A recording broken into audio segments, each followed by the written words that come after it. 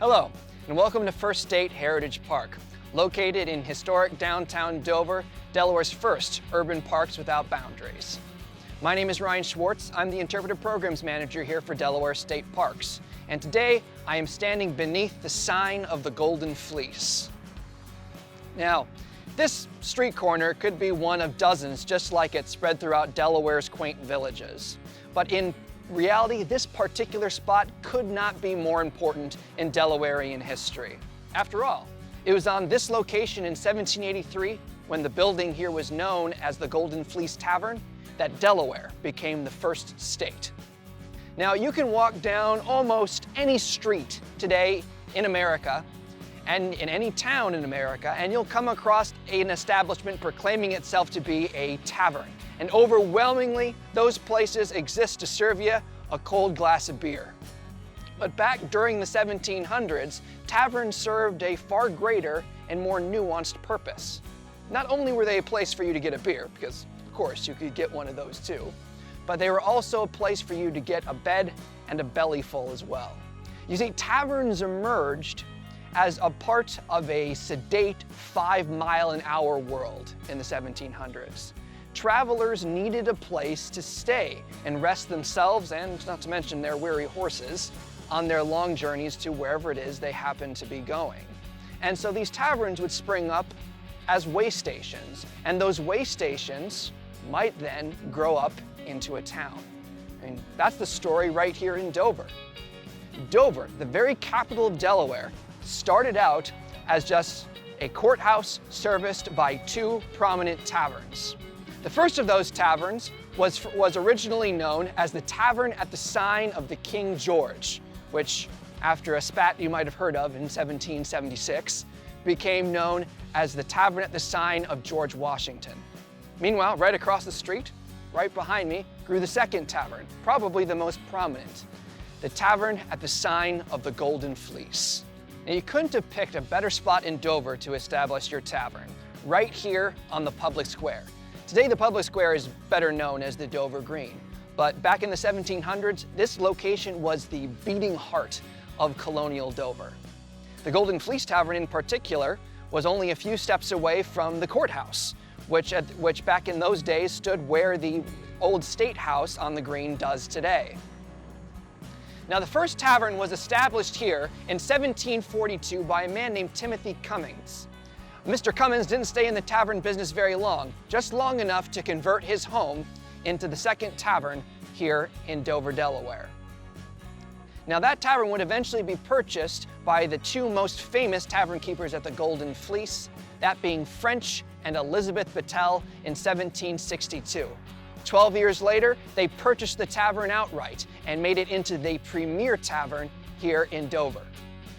Now, French and Elizabeth, and French, by the way, is his actual given name, had originally come down from Newcastle and got into the tavern business as community leaders. Oftentimes, when you looked at a tavern, not only was it a place of business where a traveler could rest his weary head, they were also places where you could read periodicals and books that were often stocked in the reading room.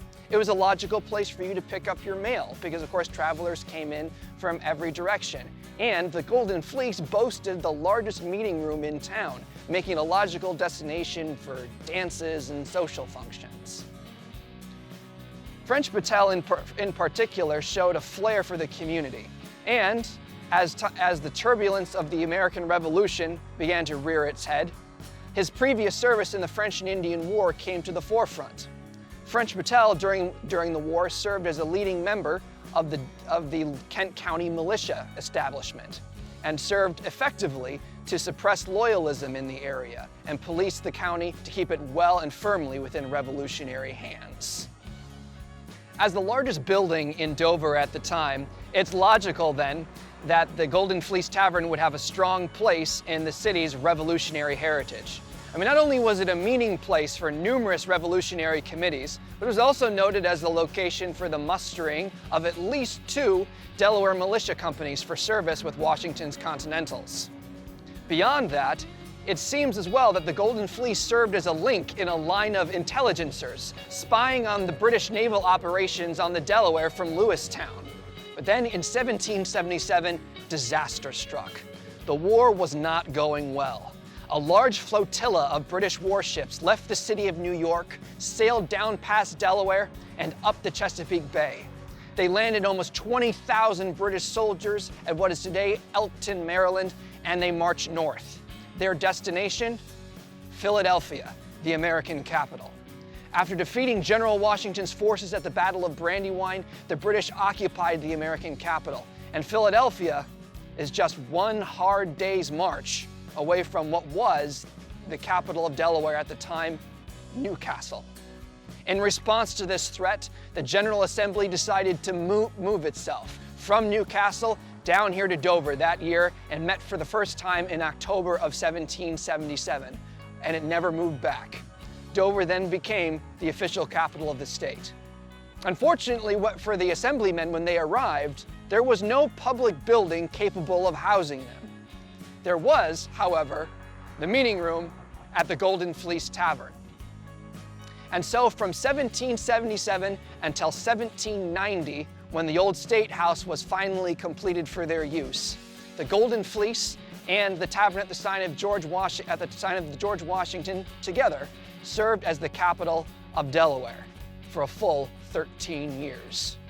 Given the General Assembly's familiarity with Elizabeth Battel's tavern, when a location was wanted to host a convention of statesmen to hopefully ratify the new United States Constitution in 1787, the Golden Fleece Tavern was the natural choice. And so on December 3rd, a convention of 30 Delawarean delegates, that is 10 from each county, assembled here on this location and began the debate. That debate lasted just 3 days.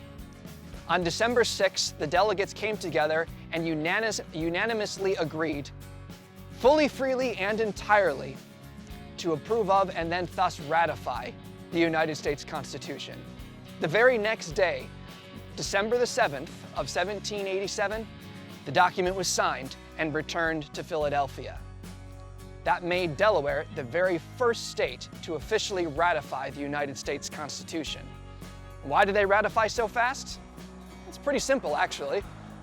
Delaware was and is a small state, and it thought that that current version of the United States Constitution, with its promised Bill of Rights to come, was the state's best bet to avoid being overpowered by its much larger neighbors.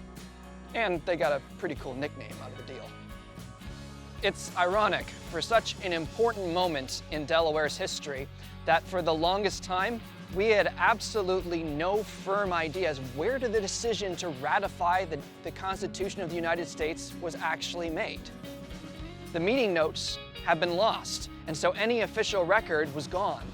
And in fact, we probably still wouldn't know if the ratification delegation hadn't skipped out on their bill.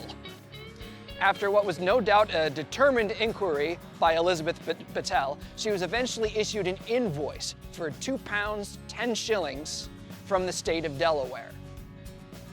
That document was found, quite by accident, by a researcher in the Delaware Public Archives in 1987, proving once and for all that the decision to ratify the Constitution was made within the halls of Elizabeth Battel's Golden Fleece Tavern. Perhaps if Delawareans had remembered the true prominence of the place, the old Golden Fleece Tavern wouldn't have been pulled down in 1830 to make way for the much larger Capitol Hotel. Maybe it wouldn't have made much of a difference, considering the Capitol Hotel burned to the ground in 1881. Today, all that remains to mark the place is a sign and a brass placard that proclaims the names of all who put their signatures to that document. Now, from all of us here at First State Heritage Park, I want to thank you for joining us today. And we hope you've enjoyed this glimpse back into the past. We hope in times to come that you'll join us here at our site. But until then, please continue to follow our Facebook page for stories like this one, tales of Delawareans and of this historic capital.